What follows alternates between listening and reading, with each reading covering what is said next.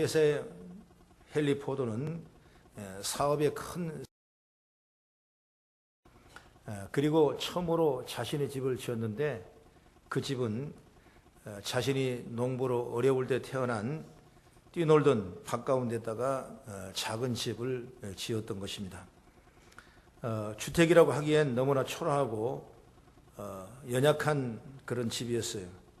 그런데 부하 직원이 방문해서 이렇게 말합니다. 사장님의 저택답게 다시 건축하시면 어떻겠습니까? 이렇게 질문하니까 헨리 포도는 말합니다. 건물을 세우는 것은 문제가 아닐세. 그러나 그 속에 가정을 세우는 것이 더 문제지. 이렇게 대답을 했습니다. 그리고 그가 80세 생일을 만찬해서 당신이 이룬 일들 가운데 가장 크고 중요한 일이 무엇이냐고 기자들이 물어봤을 때 그는 이렇게 말했습니다. 나의 가정입니다. 이렇게 말했어요.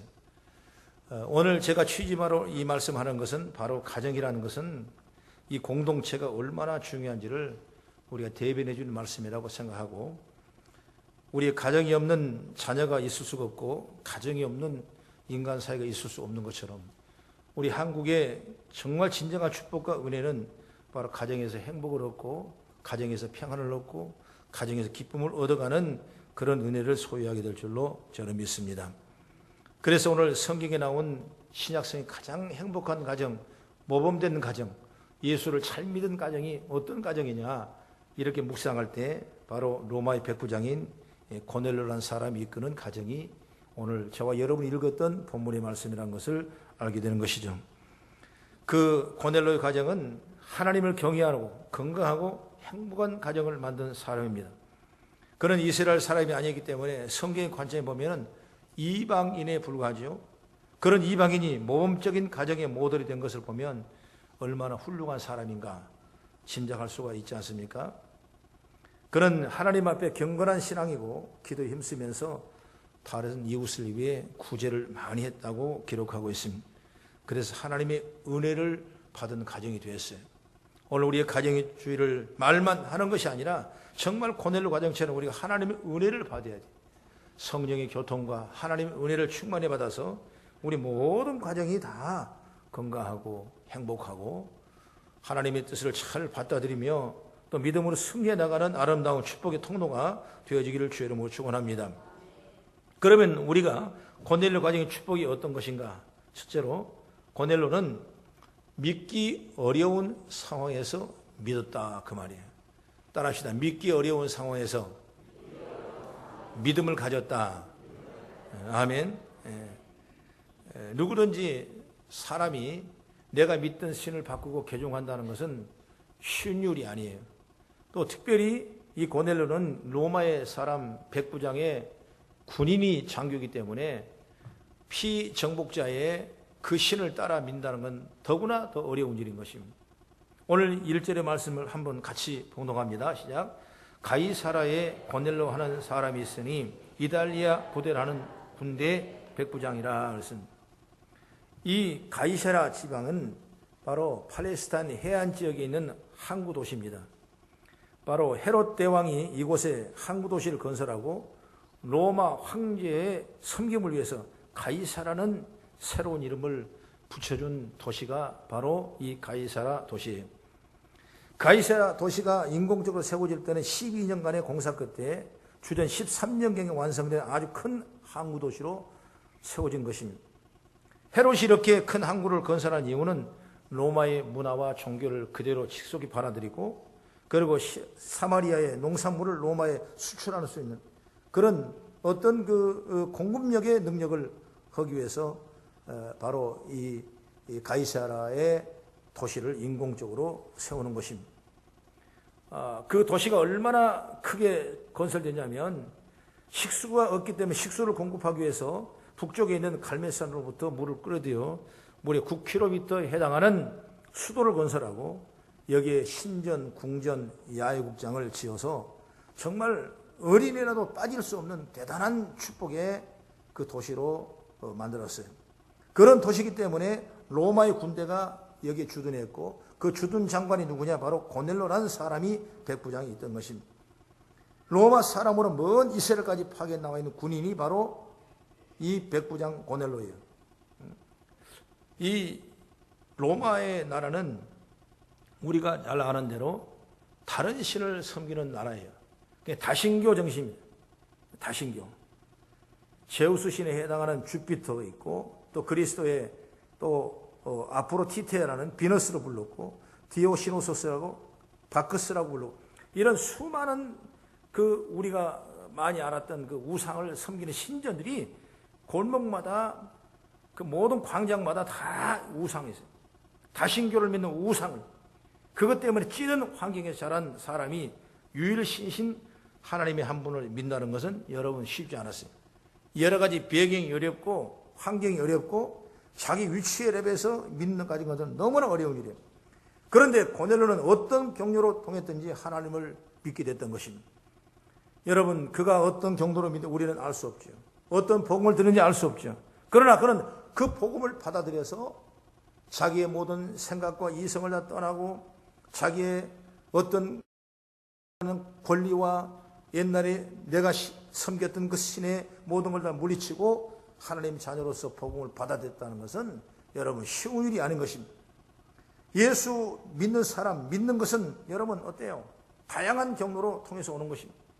이슬람교도는 복음을 전해드릴 수 없기 때문에 어떤 사람은 꿈속에서 나타나서 사람이 전해주는 성경 말씀을 듣고 나중에 전도되어 하나님의 자녀가 되는 사람이 있고, 또 어떤 사람은 자다가다 지나가다가도 또 전도지 한 장 때문에, 어떤 사람은 지나가던 전도자가 예수 믿어야 천국 가다 그 소리 때문에 또 예수 믿게 되고, 다 다르지 않습니까?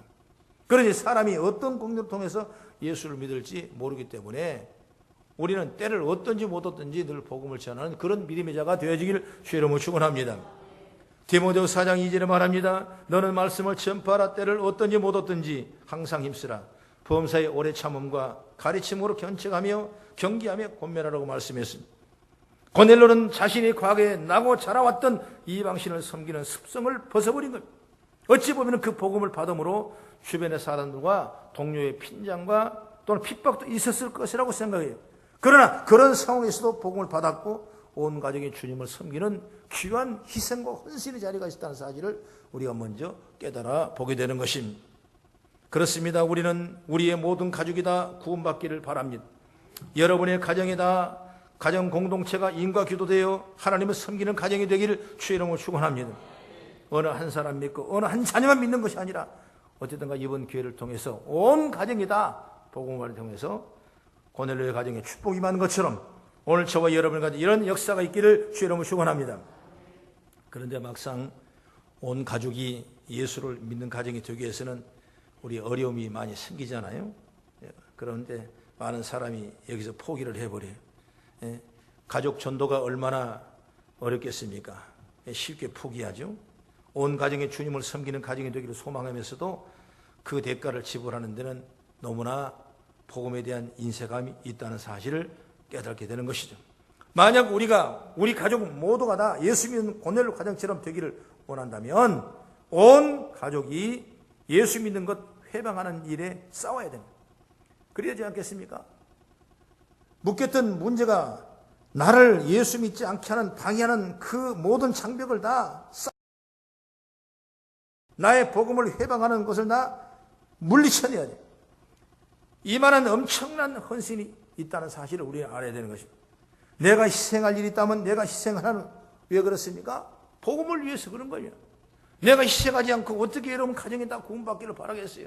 내가 희생하지 않고 헌신하지 않냐고 내가 하나님 앞에 잘 세워지지 않냐고 어떻게 우리가 그 가정에 다 축복을 우리가 복음화시키겠어요?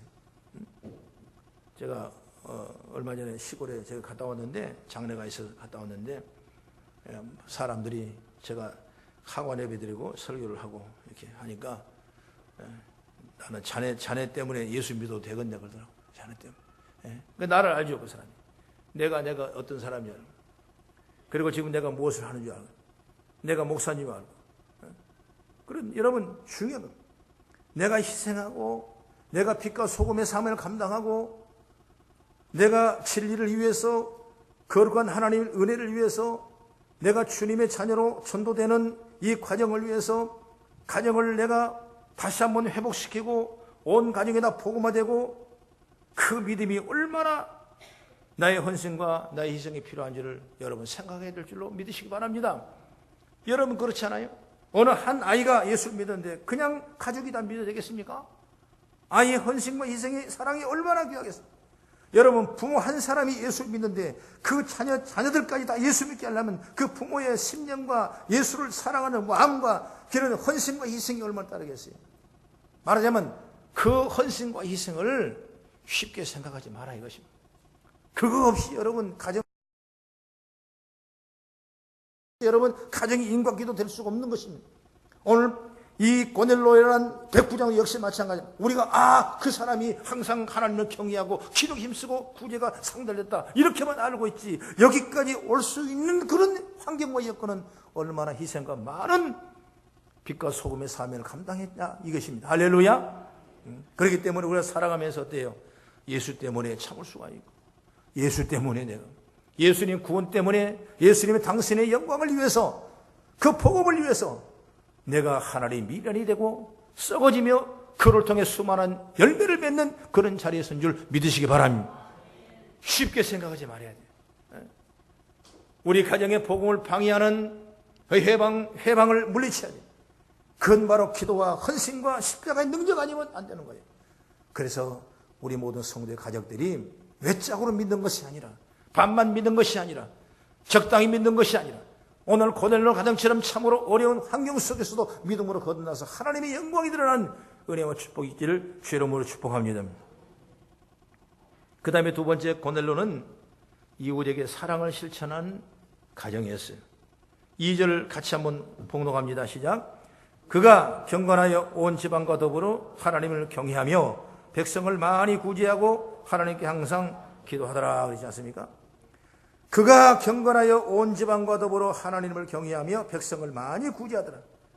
바로 이건 뭐냐면 주님이 우리에게 말씀하신 명령의 사랑의 실천이에요.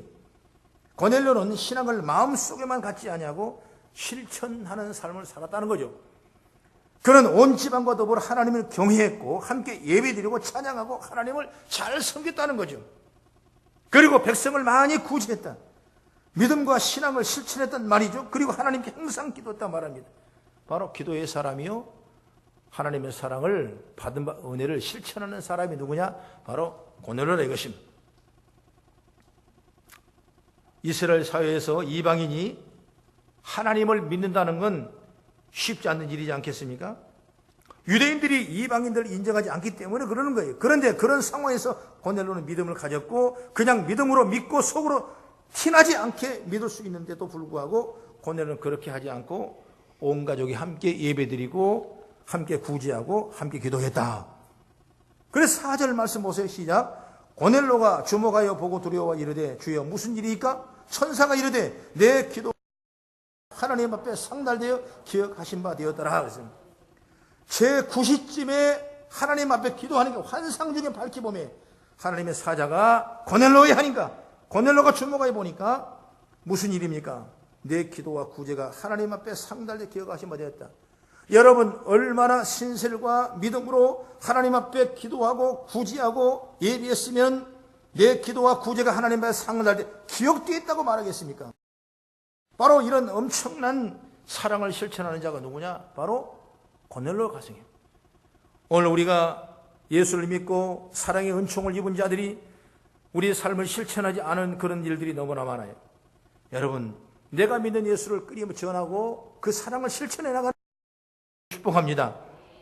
우리 행복나눔 선교에서 일하는 그 바제 역시 마찬가지로 이번에는 그 네팔에서 고통을 당하고 지진을 통해서 집을 잃어버리고 상처를 당하고 아픔을 당한 그들에게 작은 일이지만은 그 일을 한다는 건 대단한 축복이라고 나는 생각해요. 여러분 이런 일에 아끼지 말고 후원하고 동참하셔서 우리가 계획보다 더 많이 이웃을 사랑을 위해 실천할 수 있는 아름다운 있기를 죄로 축원합니다. 가끔 하나님이 우리에게 무엇을 시키실 때는 왜 꼭 돈도 없고 부족한 나에게까지 이런 일을 시키시나 이런 생각을 할 때가 많아요. 그런 핑계인지 모르겠지만 그렇게 돼요. 아니 돈도 있고 여유가 있을 때는 헌금하라는 소리도 안 하시더니 지금 당장 먹고 살기 힘들 때 꼭 헌금하라고 말씀하시네.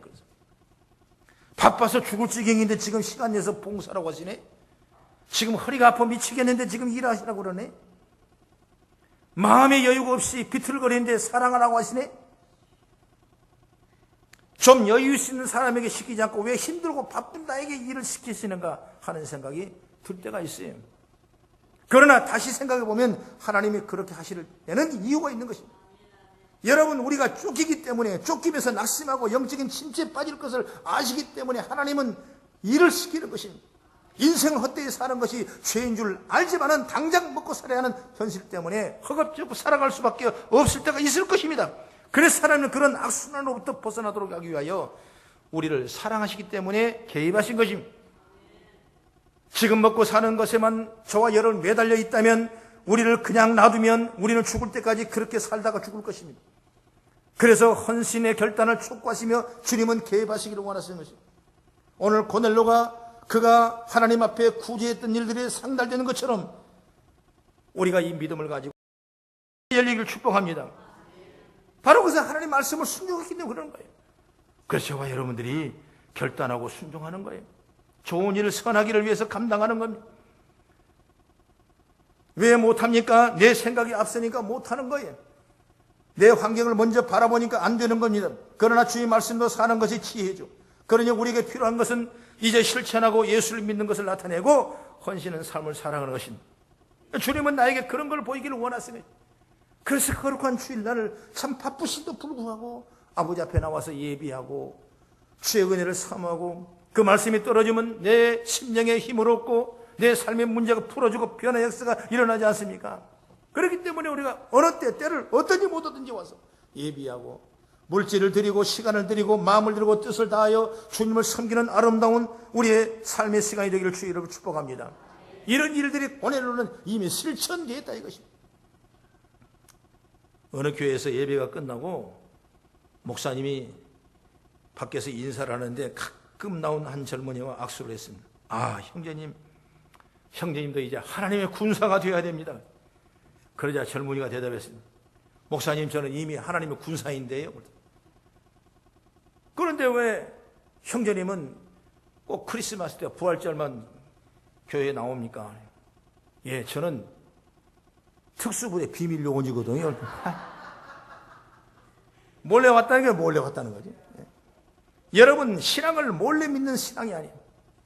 우리는 하나님의 비밀 요원이 아니라 주님을 증거하며 주의 일을 하는 성도가 되어야 되는 것입니다. 고넬료 가정처럼 주님을 드러내는 가정이 되기를 바라는 거예요. 저와 여러분을 통해서 주님이 보여야 돼요.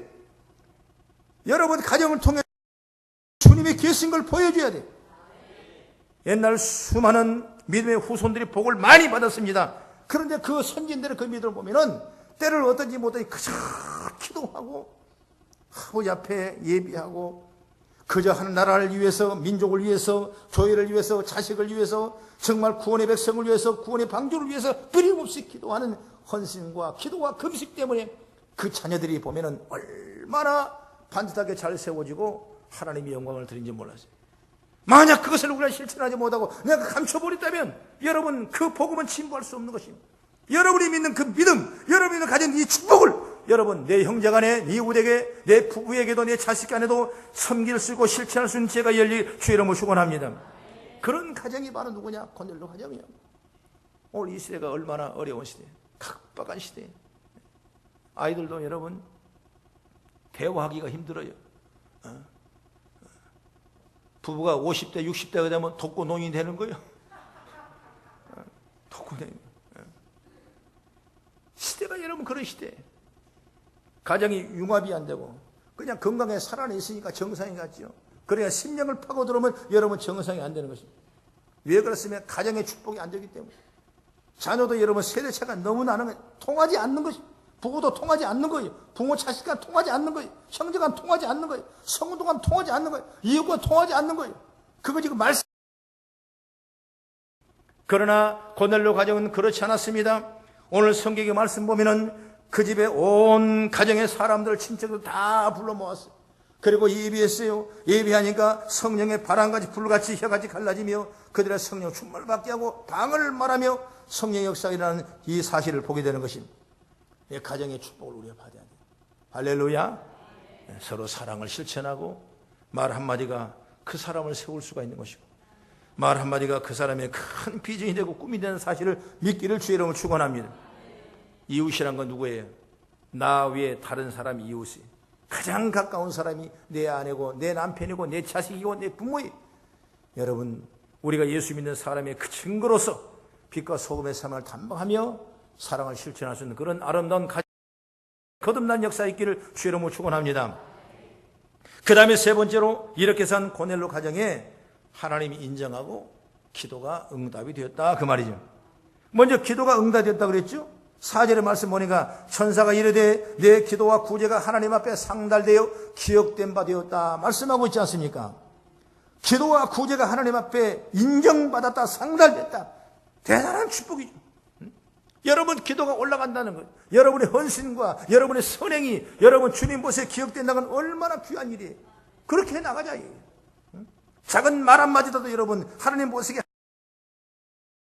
새가 되고 내게 주어진 일에 하나님의 영광을 드리는 그런 믿음의 소망이 있기를 주의 이름으로 축원합니다. 그리고 나니까 모든 가족이 다 구원받고 성령의 충만을 경험했다. 오늘 이 말씀을 보면은 5절의 말씀은 내가 지금 사람들을 보내어 엿바로 보내 베드로라는 시몬을 청하라 그랬거든요. 누가 그랬냐? 바로 천사가 그랬어요.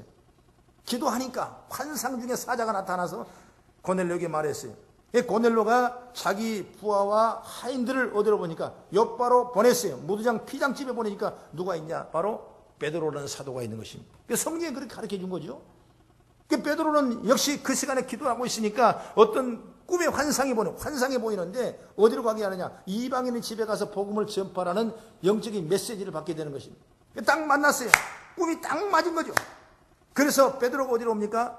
오늘 고넬료 집에 오는 것입니다. 그 고넬료 집에 오니까 고넬료 집에는 이방 사람들 친척과 자기 가족들과 거기에 방에 많은 사람을 다 모아놓고 성령의 역사의 능력을 따라서 베드로의 말씀을 받기를 소원하고 있는 것입니다. 그때 베드로가 가서 말씀을 정했어요. 그 말씀을 전하는 그 말씀이 뭐냐? 바로 사도행전 10장의 전체 말씀이 그 말씀인 것입니다. 그리고 기도하니까 성령께서 역사가 일어나는 거예요. 사도행전 10장 44절 46절 한번 보겠습니다. 마지막 부분이죠. 44절 이하의 시작. 베드로가 이 말을 할 때 성령의 말씀 듣는 모든 사람에게 내려오시니 베드로와 함께 온 할례받은 신자들이 이방인들에게도 성령 부어지심으로 말미암아 놀라니 이는 방언을 말하며 하나님의 높임을 들음이러라. 이에 베드로가 이르되 이 사람들은 우리와 같이 성령을 받았으니 누가 능히 물로 세례를 베품을 그 말이요 하고 명하여 예수 그리스도 이름으로 세례를 베풀하니라. 그들이 베드로에게도 며칠 더 머물기를 원하니라. 여기 보니까 성령의 충만함을 받은 거예요. 성령의 역사가 일어나는 가족 모두가 다 성령을 받은 거예요. 그리고 하나님의 귀하게 쓰임받는 그릇이 되는 겁니다. 고넬료는 이방 세계를 향하는 복음의 문을 활짝 열게 하는 도구로 사용하는 것입니다. 여러분 얼마나 멋진 가정이고 멋진 고넬료의 신앙이라는 것을 우리가 보게 되는 것입니다. 우리 성령께서는 우리에게 진정한 삶의 평안과 축복을 위해서 우리에게 열매를 주셨어요. 여러분 믿는 자들이 성령의 열매가 없으면 안 돼요. 그저 오늘 문제만 해결하기 위해서 구하는 것이 아니라 우리가 정말 성령의 열매가 충만한 믿음의 삶이 세워지기를 주의 이름으로 축원합니다. 오늘 고넬료 가정은 성령을 받았다 그랬습니다. 성령을 받으면 반드시 열매가 있게 되는 것입니다. 열매가 뭡니까? 고넬료에만 말씀 보면은 사랑과 희락과 화평과 오래 참음과 자비와 양성과 충성과 온유와 절제라는 열매를 누가 이겨내지 못한다고 그랬어요. 이런 열매가 있는 거예요. 그렇기 때문에 여러분 내 삶을 살아가는 우리의 모습은 성령의 열매의 표적이 나타나기를 주의 이름으로 축원합니다. 잎하기만 무성해서 열매를 감추는 무화과나무같이 되지 말고 오늘 우리의 삶의 환경 속에 걸음마다 성령의 열매가 있기를 바랍니다. 여러분 가정에 사랑의 열매가 있기를 바라고 평안의 열매가 있기를 바라고 화평의 열매가 있기를 바랍니다. 때로는 오래 참고 온유한 마음을 열매가 있기를 바랍니다. 우리의 삶은 십자가에 보이는 능력을 받았기 때문에 내 삶의 환경이 날마다 그렇게 풍겨야 돼요.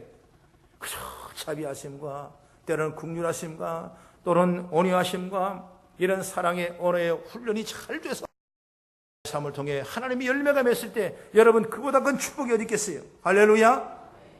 여러분 많은 사람들이 어떻게 해야 행복할까? 어떻게 해야 행복한 가정을 만들까? 우리는 기도를 많이 하지 않습니까? 시편 128편 1절 4절에만 이런 답이 있어요. 여호와를 경외하며 그 길을 걷는 자마다 복이 있도다. 내가 내 손이 수고한 대로 먹을 것이라. 내가 복되고 형통하리로다. 그리고 여호와를 경외하는 자들이 이같이 복을 얻으리라. 어떤 복이냐? 내 아내는 결실한 포도나무 같으며 내 식탁에 둘러앉은 자식들은 어린 감나무 같으리라. 바로 시편 128편은 절기가 되면 함께 손을 잡고 성전에 올라가며 서로 모습을 바라보며 부르는 노래가 128편의 노래예요. 여러분 여기서 우리 가정들이 행복에는 특별 비결은 뭐겠습니까? 온 가족이 함께 예배하며 경외하는 것임을 분명히 말씀하고 싶습니다. 그리고 주일이면 가족들이 함께 교회에 나와 예배하고 하나님을 섬기는 삶 되기를 주의 이름으로 축원합니다. 이보다 큰 축복이 어디 있겠어요? 이것이 무너지면 안 되는, 이것이 무너지면 안 되는, 이걸 위해서 우리가 끊임없이 기도할 수 있는 그런 영적인 축복을 받아야 돼요. 온 가정이 하나님을 섬기는 것이야말로 행복한 가정의 첫 번째 조건이 아니겠습니까? 여러분 가정의 공동체가 얼마 되지 않아요. 지금. 옛날에는 몇 세대가 같이 살지만 지금은 핵가족 시대 가지고 1세대, 2세대 아니면 살 수가 없는 거예요. 여러분 얼마 되지 않는 이 가정의 식구들이 한 신을 섬겨야 돼요. 그 신이 뭐냐? 바로 예수를 섬기는 가정 되기를 축복합니다. 하나님을 믿는 가정 되기를 바랍니다. 그리고 가정 모든 식구들이 한 교회를 열심히 섬기는 그런 믿음이 돼야 돼요. 할렐루야. 어제 제가 우리 큰어머니께서 권사님으로 소천하셨어요. 큰어머니도 예수를 안 믿는 사람인데 어떻게 우리가 기도를 잘했더니 아주. 근데 우리 큰어머니가 전라남도에서는 장안상을 탔을 거예요. 어머니상을 몇 번 탔어요. 왜? 8남매를 낳았는데 그 중에 하나가 아기 때 죽고 바로 나하고 형이 죽고 그 다음 7남매를 키웠는데 서울대학 정도는 뭐 별것도 아니야. 뭐 그냥 서울대학교 의대, 뭐 경제학과, 변호사, 판사, 뭐 대단한 축복받는 시골에서 깡촌에서 여러분 어떻게 그런 인물이야. 국민일보에 딱 보면은 그 손자가 말이야 수능 신청 뭐 전국 톱 예비고사 1등 뭐 이렇게 나올 정도니까 아주 대단한 그 가지의 열매가 아주 좋아요. 근데 어머니가 예수를 믿어서 시골에서 조그마한 교회니까 권사님으로 이제 인정을 하셔서 그냥 명예 권사님으로 이렇게 지내셨는데 자식들은 다 서울과 뿔뿔이 누가 다 건강하고 똑똑한 아들은 다 가불고 시골에 가면 어리어린 아들만 앉아 있습니다.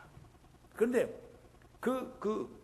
우리 큰어머니 권사님이 돌아가셨어요. 어제 그제. 그래서 저는 밤버스 못 가고 장기로 직접 시골로 가서 갔는데 저는 장례 예배를 집회하려고 가는 것이 아니라 그냥 큰어머니니까 정말 위로한 마음으로 이렇게 갔어요. 또 집안의 한 권속으로서 갔는데 그 아들 하나가 있는데 물론 잘 나간 아들인데 천주교를 믿는 거죠. 그러니까 그걸 천주교를 다 이제 주장돼 보니까 그 어머니는 권사인데 개신교회 목사로서 예배 받을 만한 여건이 안 되는 것입니다. 그리고 그 딸이 하나가 있는 서울대학교 나온 딸이 있는데 그 딸이 말하자면 여의도 교회 권사입니다. 또 이렇게 이제 그 나이가 있어요. 그 이제 가서 예배를 드리는데 왜 예배를 드리게 됐냐면 세상에 말이에요. 그 시골 조그만 교회 다니는데 교회도 잘 선택해야 되겠더라고. 잘해야 돼 여러분 잘해. 교회를 선택했는데 교회가 그 어머니가 서울에서 병원 치료 왔다 갔다 하는 동안에 교회를 좀 못 갔어요. 그러니까 그동안에 교회 목사님이 바뀌었어. 자주 바뀌는 교회는 좋은 거 아니에요. 나같이 오래 이렇게 있어야 좋은 것이죠. 근데 그 교회 목사님께서 말이에요. 그냥 바뀌었어. 그러니까 그 목사님 얼굴도 몰라.